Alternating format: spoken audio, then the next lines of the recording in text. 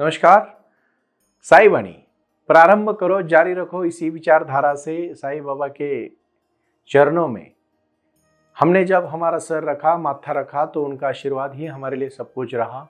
और हमें वो आए और आकर चले गए, मौन रहे और कुछ कहे गए। कुछ था जो बिन बाटे ही बढ़ गया, जल उठे दिया और अंधेरा झट गया। हम हमारे इर्द गिर्द बहुत सारी ऐसी कहानियां देखते हैं कि जहां बहुत सारी समस्याएं हैं, लोग उन समस्या से जूझ रहे हैं और अपने जीवन का मार्ग नहीं निकाल पा रहे हैं। कुछ तो काफी परेशान है अपनी रोजमर्रा की जिंदगी में, और वो कह रहे हैं कि हमें शास्त्र ज्यादा समझ में नहीं आता, लेकिन रोजमर्रा की जिंदगी में किस तरह से जीना चाहिए। मैं साईं बाबा का आशीर्वाद से आपको इतना ही कहना चाहता हूँ कि आप अपना पुरुषार्थ को सिद्ध करो। आपका जीवन उज्जवल जीवन है, उज्जवल भविष्य है, उसमें कोई दोहरा नहीं, कोई शक नहीं।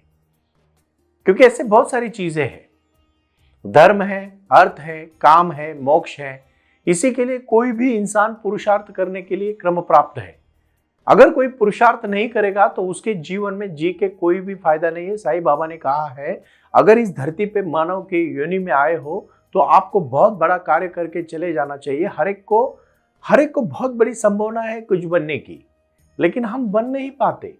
आप जरा थोड़ा शांति से गौर करो। एक बीज होता है, उसका अगर अच्छी तरह से पेड़ लगाया, उसको अच्छी तरह से संभाला, जमीन में अच्छी तरह से बोया, उसको पानी पूरा खट डाला, तो उसका छोटा सा पेड़ बनेगा, उसका पौधा बनेगा, और उस पूरे धरती को उस एक बीज हरियाली बना सकता है। और वही बीज अगर सड़ गया तो कोई भी नहीं बन सकता। पुरुषार्थ के बिना किसी की जय जयकार नहीं होती। ये बात आप ठीक से समझिए। मैं क्यों कहना चाहता हूँ इतना। इसी धरती पे जन्म लेके कोई बुद्ध बना, कोई महावीर बना, कोई महात्मा गांधी बना, कोई महान योद्धा बना, कोई सिकंदर बना, कोई नेपोलियन बना, लेकिन कोई कुछ भी नहीं बना। उसी को भी दो हाथ थे, दो हाथ, दो पाँव थे, दो आंख थे, दो कान थे, एक सर था, एक ब्रेन था, हर एक था, मेंदू भी उसको था, मस्तिष्क था, लेकिन कुछ नहीं कर पाया। इसका मतलब है कि हम हमारे पुरुषार्थ को नहीं ठीक से कर पाए। और इसलिए पुरुषार्थ को अगर पूरी तरह से अपने जीवन में करना होगा तो योग को भगवत गीता में कहा है कि जो योगी है वो अपने कर्म को बहुत अच्छी तरह से निभाता है और बहुत बैलेंस के साथ निभाता है। उसको योगी कहते हैं। योगेन चित्तेस पदेन वाचा मलम शरीरश्च वैद्यकेन योपाकरोक्तो प्रवरम मुनिनाम। क्यों कहा है? ये क्यों कहा? पतंजलि ऋषि ने इतने बड़े योग के बारे में महत्वपूर्ण जीवन क्यों कहा? क्योंकि जिसको अपने जीवन में, देखो, हम घर बनाते हैं। मैं छोटा सा उदाहरण देके आपको आज कहना चाहूंगा। और हम घर बनाने से पहले क्या करते हैं? एक आर्किटेक्ट को देते हैं प्लान बनाने के लिए। वो आर्किटेक्ट अपने को घर का प्लान देता है और फिर हम उसके ऊपर हमारा कंस्ट्रक्शन शुरू कर देते हैं और घर बना देते हैं। Every man is architect is own life. हर एक अपने जीवन का आर्किटेक्ट है। अपने जीवन को किस तरह से डिजाइन करना है उसका प्लान ही नहीं बनाते। हम खा रहे, पी रहे, सो रहे, ऐश कर रहे, मजा कर रहे, जी रहे, मर नहीं रहे इसलिए जी रहे। ऐसे भी लोग बहुत सारे हैं। कभी कभी कटुता के मेरे शब्द आएंगे तो निजी स्तर पर मत लेना, लेकिन सोचना जरूर। मैं नहीं कहता हूं मैं बहुत बड़ा ज्ञानी हूं, लेकिन मैं एक बात जरूर कहना चाहता हूं जो बाबा ने मुझे आप सबके साथ बोलने के लिए कहा है। मानवता ही धर्म है भाई और बहनों। जीवन में जीने के लिए दोस्त को मैं इतना ही कहूंगा, आप मेरे भाई है, मेरे बहन है, मेरे दोस्त है, मेरे मित्र है, मेरा परिवार है। और मैं पूरे भारतवासी के परिवार को कहना चाहता हूं कि जो अपना कार्य है उसको निभाओ। थको मत, हारो मत। चाहे उसमें अप डाउन होंगे, लेकिन पीछे मत हटना। अपने जीवन में कार्य करते रहना। योगेन चित्ते सपदेन वाचा मलम शरीरश्च वैद्यकेन योपाकरोक्तो प्रवरम मुनिनम पतंजलि प्रांजलि रानतोस्मि। आप बिना कर्म किए कभी भी कुछ भी नहीं पा सकते। और अपना शरीर है ना, वो कर्म करने के लिए किया है। ये शरीर कोई भोग है। मान लीजिए किसी ने किसी को थप्पड़ मारी। किसको मारी? शरीर को मारी। उसको बुरा लगा, उसको लगा मैंने ऐसा क्या बुरा काम किया कि मुझे इतना भोगना पड़ रहा है। शरीर को भोगना पड़ता है। किसी को व्याधि हुई, किसी को पैरालिसिस अटैक आया, किसी को बीमारी हुई, किसी को डायबिटीज हुआ, किसी को बड़ी बीमारी कोरोना हुआ, या किसी को कुछ बीमारी हो गई, उसको मतलब हम कहेंगे कि वो बेड रेस्ट हो गया, पूरी तरह से उसको लकवा मार दिया गया, पैरालिसिस अटैक आ गया। शरीर को आया। शरीर ही भोगने के लिए एक माध्यम है। भगवान ने दिया एक बहुत बड़ा माध्यम है ये। इसीलिए कर्म करने के बगैर शरीर भी हमें नहीं छोड़ता। मैंने ऐसे कितने बीमार लोग देखे भगवान को हर दिन कहते कि भगवान मुझे क्यों नहीं लेके जा रहे हो, और भगवान उनकी तरफ स्मिताहास्य करके कहते हैं रुक, तेरा कर्म आज अभी बाकी है। जिस दिन, याद रखना ये भौतिक सिद्धांत है और ये सिद्धांत बहुत ही कार्मिक स्तर पर है। इसको कहते हैं कि शरीर भोगे बिना कर्म जब तक नहीं किया जाता तब तक फल नहीं मिलता। प्रारब्ध और पुरुषार्थ, इसका एक फर्क मैं कहूंगा आज। ये प्रारब्ध और पुरुषार्थ है ना, बहुत बड़ा फर्क है। प्रारब्ध मतलब अंधा है और पुरुषार्थ लंगड़ा है, और दोनों एक दूसरे के साथ चल रहे, कुछ भी फायदा नहीं, क्योंकि लंगड़ा चल नहीं सकता और प्रारब्ध अंधा देख नहीं सकता। फिर उन्होंने ना एक आपस में एक दूसरे के साथ प्यार बांटना चाहिए, और जैसे वो एक दूसरे के हाथ में हाथ डालेंगे ना, आपको मैं लिख के देता हूं, जीवन बदल जाएगा। पूछो कैसे? लंगड़े के ऊपर जो प्रारब्ध है वो कैसे है? अंधा है, लेकिन बिल्कुल हट्टा कट्टा है, चल सकता है लेकिन दिखता नहीं उसको। और जो पुरुषार्थ है ना, वो लंगड़ा है, उसको क्या है ना, पैर नहीं, वो चल नहीं सकता लेकिन दिख सकता है उसको। अगर पुरुषार्थ प्रारब्ध के सर पे बैठ जाएगा तो पुरुषार्थ भी चलेगा, प्रारब्ध भी चलेगा, क्योंकि अंधा को हट्टा कट्टा है, चल सकता है लेकिन दिखता नहीं है। पुरुषार्थ को दिखता है लेकिन चल नहीं सकता है। जीवन में हम हमारे जीवन में पुरुषार्थ और प्रारब्ध को दोनों साथ में लेके पैरेलल चलेंगे ना, जीवन बनेगा। इसीलिए प्रारब्ध के ऊपर पुरुषार्थ बैठेगा, तो जो अंधा है उसको आंख नहीं लेकिन पैर है तो वो चलेगा, और जहां उसको पुरुषार्थ कहेगा उस तरह से वो चलेगा। यही तो जीवन है। हमारे जीवन में साई वाणी, साई बाबा का आशीर्वाद है हमारे लिए पुरुषार्थ मार्ग, और हमें अंधे, हम प्रारब्ध है, हमें कहां चलना है पता नहीं है, लेकिन जब हमारा पुरुषार्थ हमें कहेगा भाई इस रास्ते से चल, और वो रास्ता मैं आज आपको कहना चाहता हूं, धर्म का रास्ता। धर्म क्षेत्रे कुरुक्षेत्रे समवेताः युत्स्वा मामका पांडवा क्षैव किम कुर्वत संजय। धर्म का क्षेत्र है, धर्म क्षेत्र पे लोग नहीं चल रहे, अर्थ और काम के पीछे भाग रहे, इसलिए बर्बाद हो रहे हैं और मोक्ष नहीं मिल रहा है। सिर्फ धर्म और मोक्ष के पीछे भागो, अर्थ और काम ऑटोमेटिकली पीछे आएगा। कैसे? पूछो। लड़की के पीछे भाग के जिंदगी बर्बाद करते हैं, ना लड़की मिलती है ना जिंदगी मिलती है। उसी समय आप अपने धर्म के पीछे भागो, उसी समय मोक्ष प्राप्त करने के लिए, अच्छे कार्य के लिए भागो और आईएएस ऑफिसर बन जाओ। लड़कियों की लाइन लगेगी, बड़े बड़े मिनिस्टर्स, उद्योगपति कहेंगे हमारी बेटी से शादी करो, हमारी बेटी से शादी करो, अच्छी लड़की मिलेगी, पैसा मिलेगा, धन मिलेगा। क्या सिद्ध किया? धर्म सिद्ध किया और मोक्ष सिद्ध किया। काम के पीछे भागे। कितने सारे इस धरती पे 80-90% इंसान है सिर्फ औरत के पीछे भागते हैं, सिर्फ और सिर्फ काम के पीछे भागते हैं। जीवन में लक्ष्य ही नहीं है। औरत दिखी भागे, औरत दिखी भागे, कहां पहुंचोगे? कहां? कहीं भी नहीं पहुंचोगे। लिख लेना डायरी में, अंत में दुख है। लेकिन धर्म के पीछे भागो। धर्म क्षेत्रे कुरुक्षेत्रे समवेताः युत्स्वा मामका पांडवा क्षैव किम कुर्वत संजय। और उसके बाद मोक्ष। मोक्ष पता है किसको है?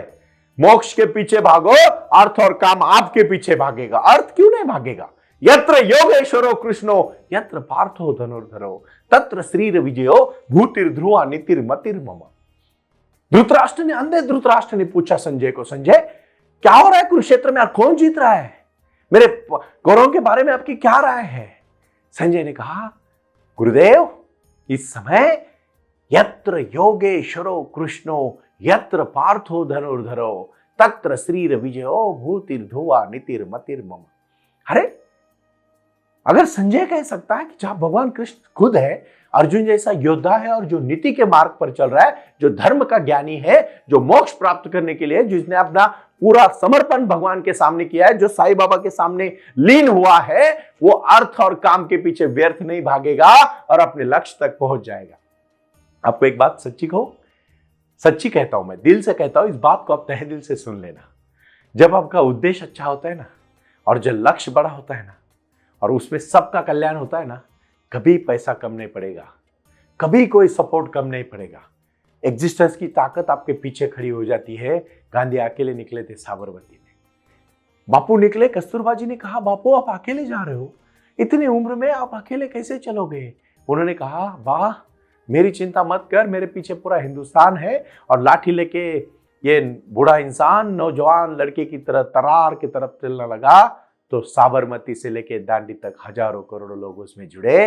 भाई और बहनों, उसमें नमक, मिट्टी भर नमक उठाया और अंग्रेजों को दिखा दिया ये नमक किसी आपका नहीं है, ये भारतीय जनता का, ये भूमि का नमक है। और क्रांति हुई।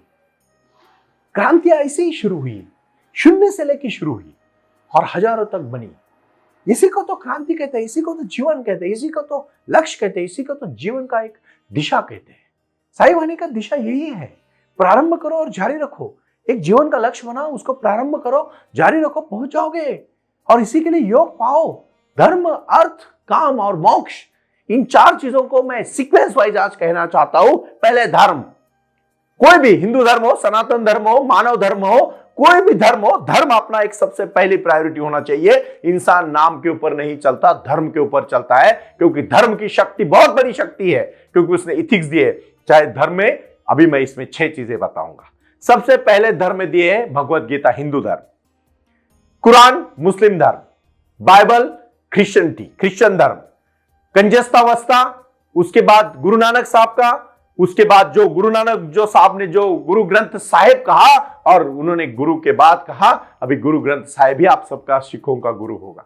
उसके बाद जो धर्म, पारसी धर्म हो, हिंदी हो, सिख हो, जैन हो, मराठी हो, गुजराती हो, जो भी है, स्वामी नारायण जी के टेंपल, जो भी है, अपने शाश्वत धर्म के लिए भजे, लेकिन धर्म के विपरीत ना चले। कोई भी धर्म, परमात्मा एक ही है, एक ही शक्ति है। हर एक धर्म का मैंने निचोड़ लिया है, मैंने हर धर्म को पढ़ा है।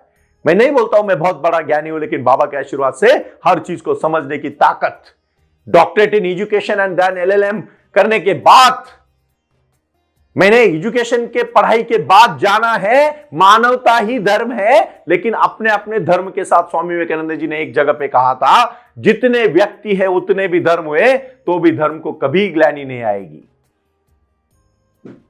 कभी ग्लानि नहीं आएगी। और भगवान कृष्ण ने तो गीता में कहा है, यदा यदा सी धर्मश ग्लानिर्भवति भारत, जब जब यहां धरती पे जरूरत पड़ेगी मैं आऊंगा। और आज साई वाणी सर्वधर्म समभाव, मानवता का धर्म लेके आई है। सिर्फ याद रखना, अपने को मजबूत रखे, किसी दूसरे का बुरा मत करना। चाहे वो कोई भी मजहब का हो, कोई धर्म का हो, किसी से झगड़ा और मारपीट से कुछ भी नहीं होता। अब जिए और हमको सबको जीने दे, हम खुद जिए और हम सबको जीने दे, यही धर्म होना चाहिए। ये प्रारब्ध है। जैसे प्रारब्ध और पुरुषार्थ के बारे में मैंने कहा, अंधा और लंगड़ा दोनों एक दूसरे के हाथ में हाथ डालेंगे तो फायदा नहीं है, लेकिन अंधे के ऊपर लंगड़ा बैठ गया तो लंगड़ा रास्ता दिखा सकता है, अंधा चल सकता है, दोनों पहुंच सकते हैं। उसी प्रकार इंसान ने अध्यात्म का मार्ग चुना, भगवान आपको रास्ता दिखाएंगे, आपको सिर्फ चलना है और चलते चलते पहुंच रहा है। इंसान तो यही करता है। और सबसे पहले क्रम देता हूं, इस क्रम को याद रखना। आज की पंचसूत्रीय साई वाणी की धर्म, अर्थ, काम और मोक्ष, इसको मैं सीक्वेंस दे रहा हूं। धर्म, मोक्ष, अर्थ, काम और अंतिम स्तर पर विजय। विजय होगा, विजय।